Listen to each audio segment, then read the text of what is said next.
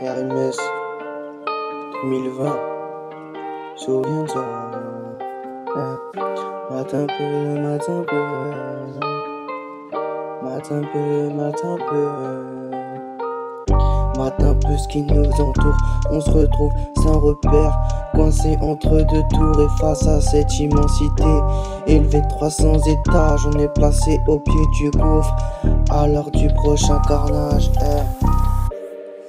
C'est cette vision effrayante qui causa l'électrochoc, celle de la connerie humaine. Un beau matin qui te choque, on a tous vu les mêmes choses aux infos. Un chaos épouvantable, soi-disant causé par un fou.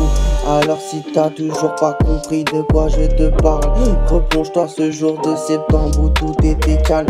En quelques instants le son du monde s'appelait New York. Un scénario d'apocalypse qui s'offra à nous autres à tel point que j'ai cru que c'était la bande-annonce d'un film. Avant de zapper et de percevoir sur chaque chaîne le même crime, un amas de poussière et partout des gens qui tous apeurés, effrayés par autant de secousses. De simples avions étaient venus à bout des twins qui tombèrent aussi vite qu'un braquage sur la Brinks. Ces deux buildings qui s'écroulèrent en moins de 10 secondes emmenèrent avec eux des centaines de personnes droit dans leur tombe. À cette époque on était crédules et bouche crédible quand il évoqua le terrorisme de sa bouche comme étant la cible. Mais est-ce vraiment la vérité?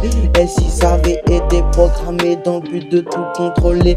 Le jour se lève, tu viens à peine de te réveiller, pourtant c'est ce cauchemar réel que tu vis tout éveillé face à l'enfer sur terre qui nous a été envoyé. La mort te shoot sans scrupule pour pouvoir mieux te broyer, mais je continue à croire que la vie est belle en ayant une pensée émue pour les disparus de Tourelle. Ces êtres humains reposent désormais sans cœur, tous victimes de la tragédie du World Trade Center. Dans le fond je me dis qu'on pourrait éviter tous ces drames afin que ma plume puisse enfin sécher toutes ces larmes. Alors je ne prie pour ne plus revoir ça et que les prochaines générations ne connaissent jamais ça. Désormais rien ne sera plus comme avant, on se retourne apeuré au moindre coup de vent. On se retrouve apeuré.